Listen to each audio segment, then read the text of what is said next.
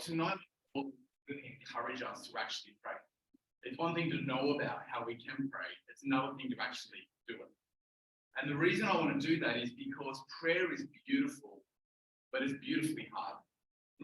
It is for me. It's beautiful.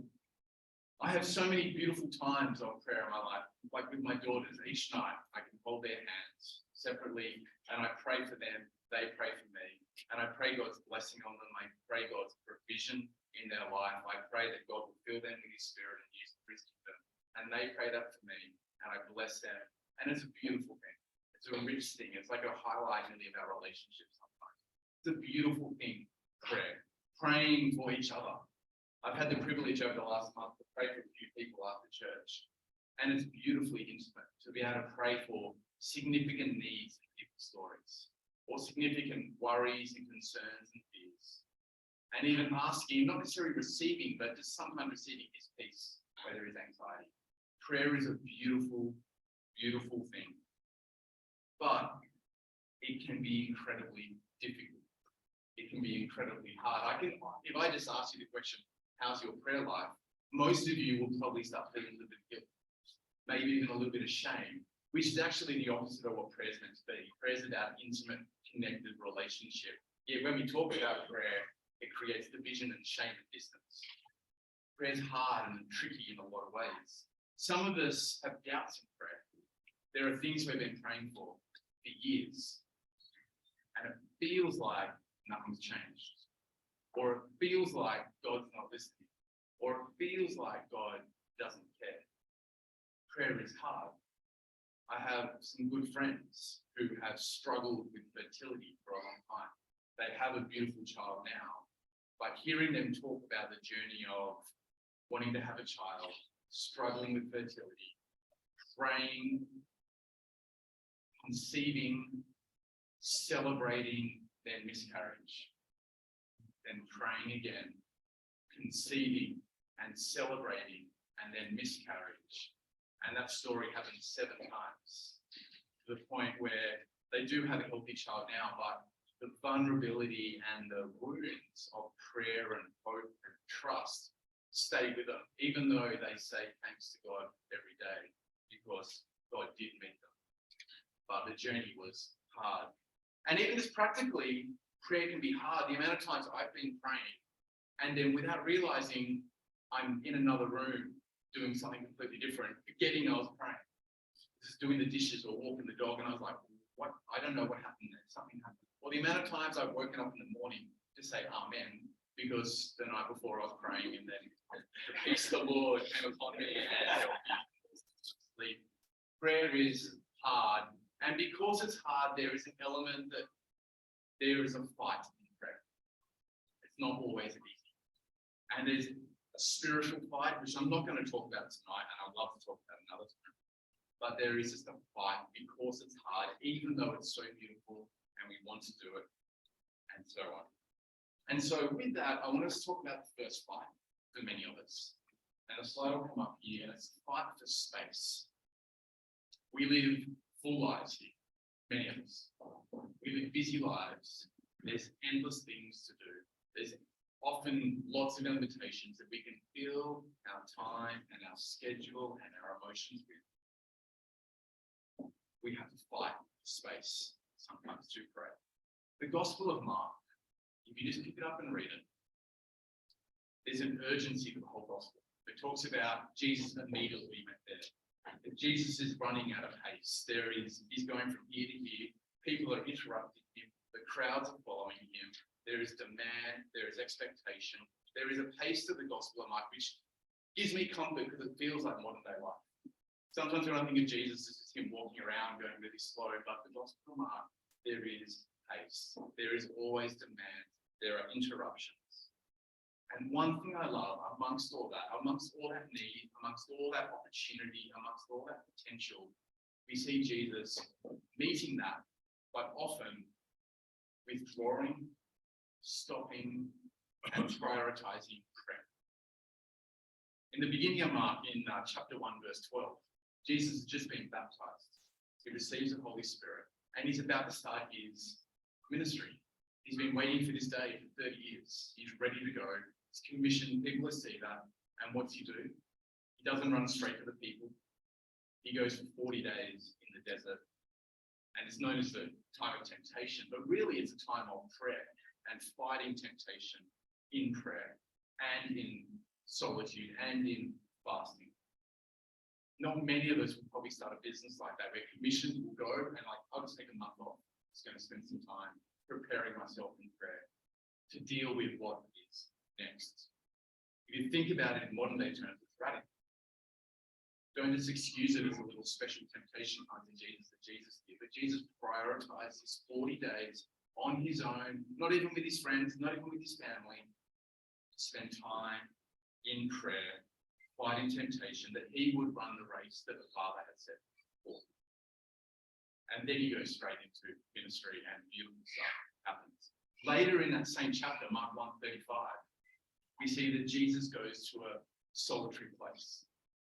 There is ministry, there are people following him, and very early in the morning when it was dark, he gets up and he goes to spend time with his Father.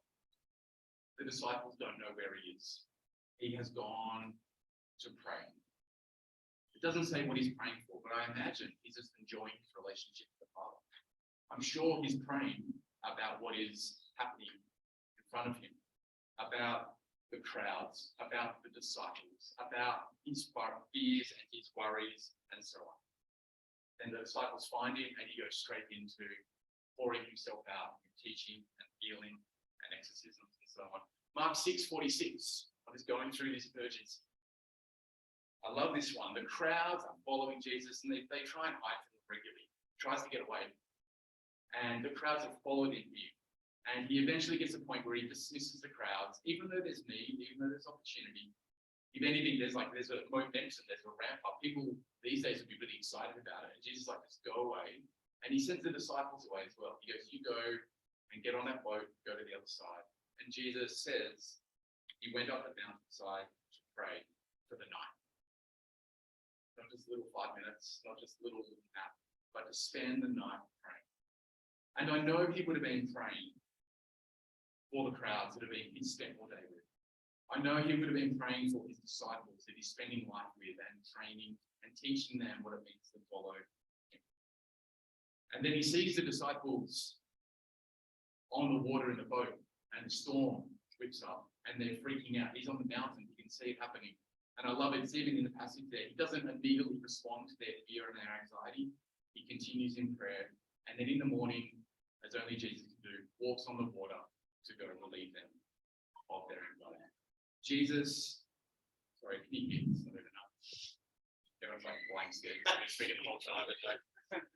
Jesus prioritized prayer. One writer describes it like this. Jesus often withdrew to be alone to pray when he was preparing for a task, when he needed to recharge, when he was processing grief in the loss of his cousin John the Baptist, when he was facing a big decision like choosing the disciple, when he was in distress in the Garden of Gethsemane, and just sometimes when he needed intentional times of prayer.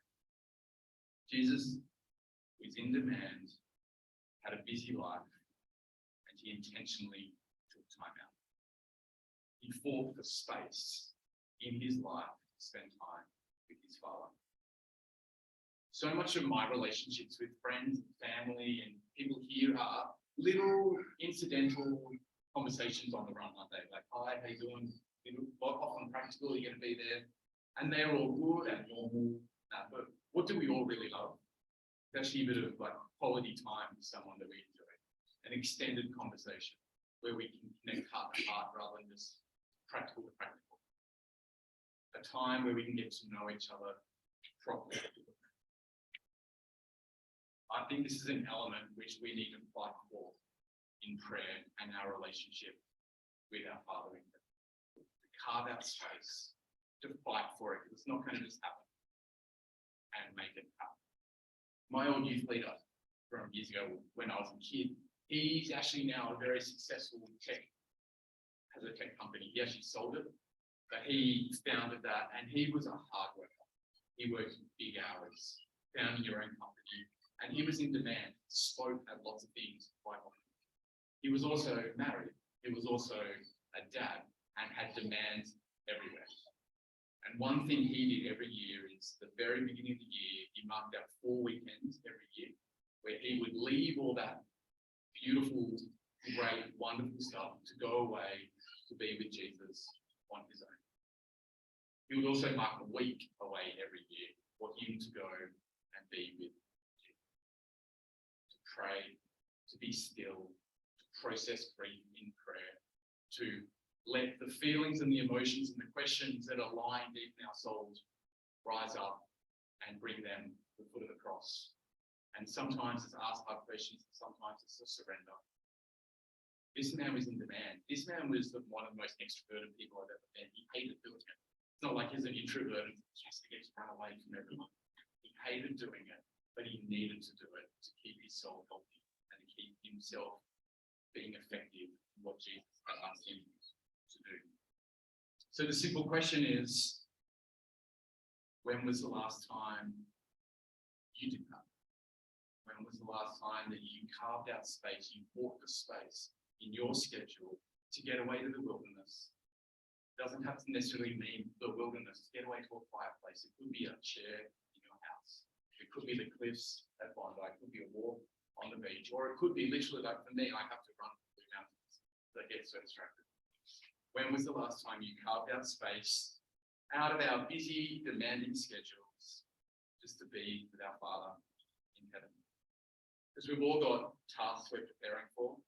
We've all got recharging that needs to be done. We've all got grief we're probably processing. And we've all got big decisions that I think are often only really dealt with properly in a significant time of beautiful prayer, backed up by lots of little prayers on the run as well. In my DNA group, a few of us are spamming our group sunrise photos.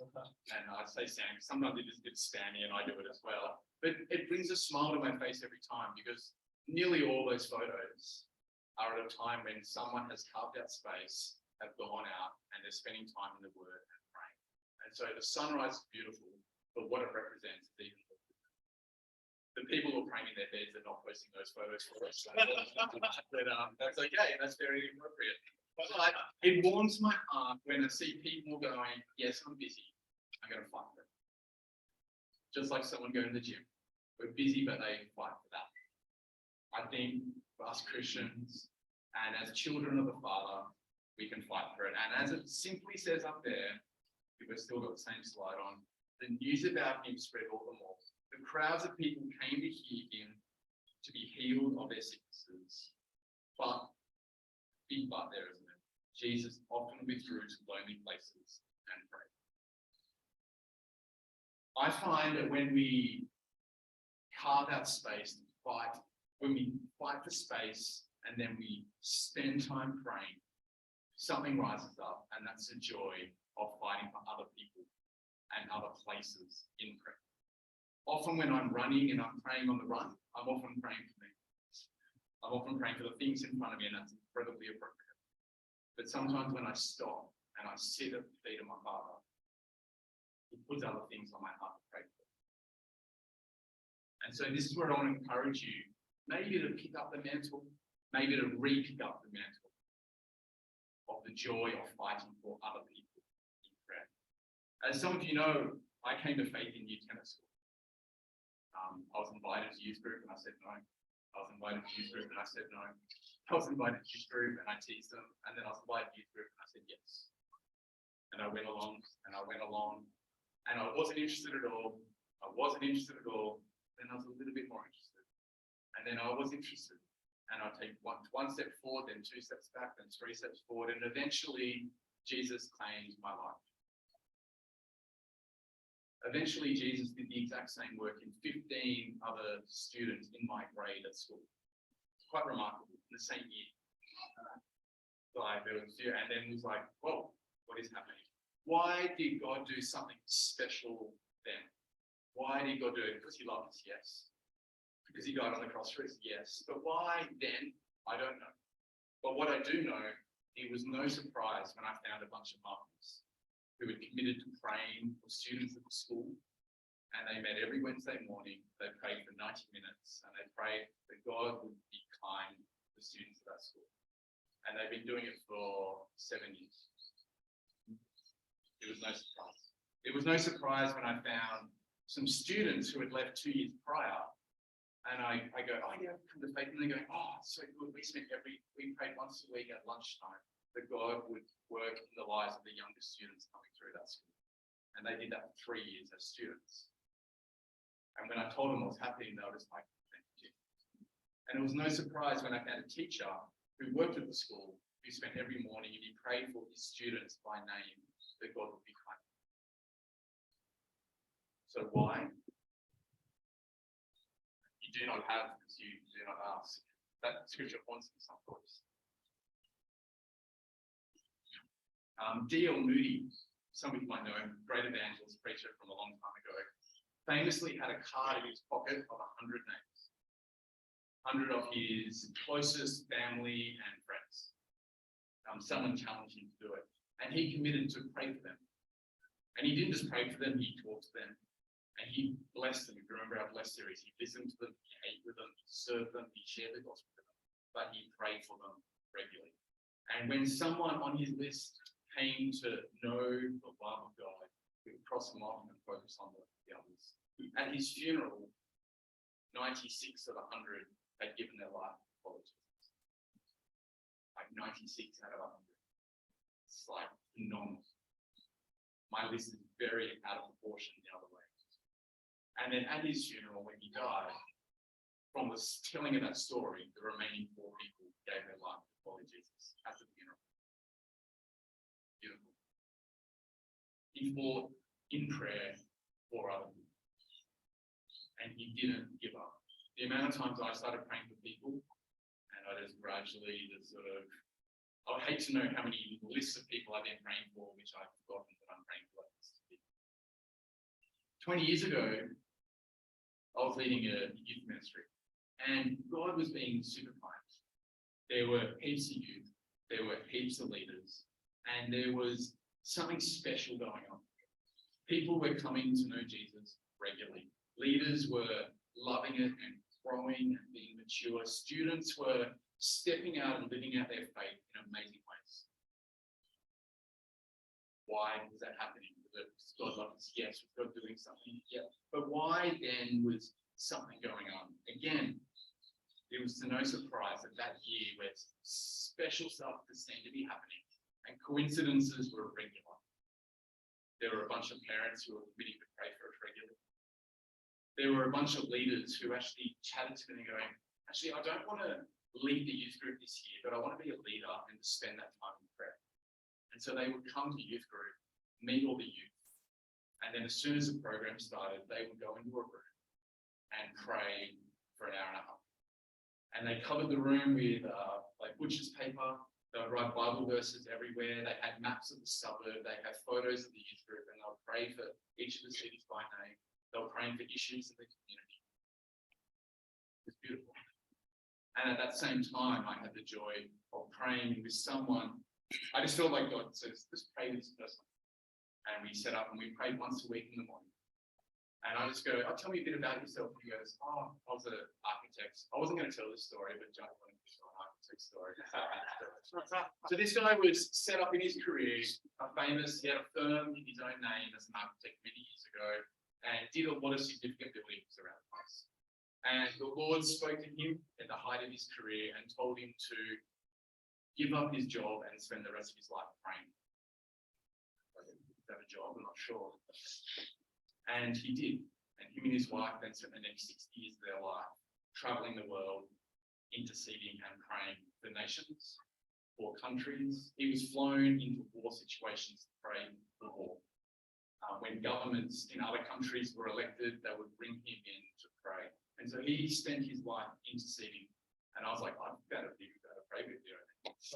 And I learned so much that we would sit there and we would fight for people in prayer. And it wasn't nice.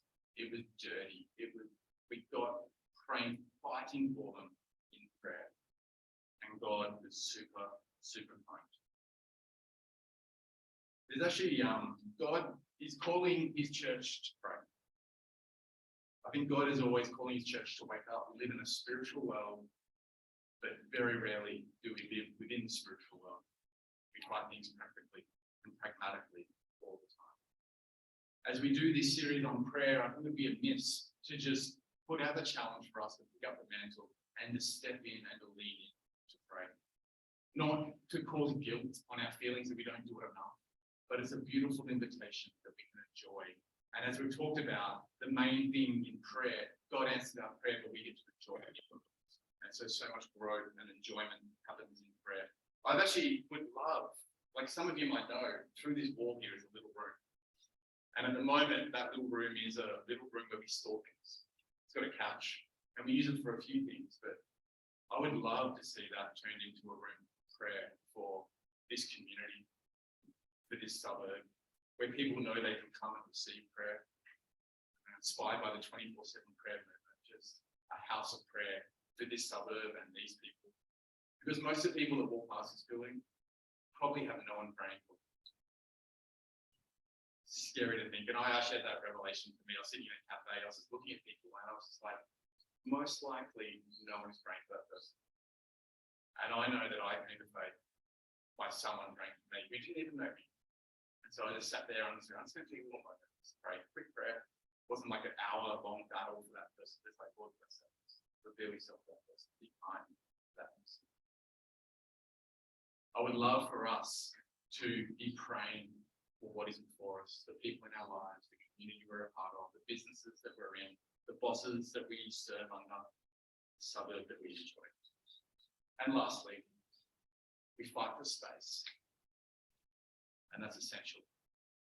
We fight for others.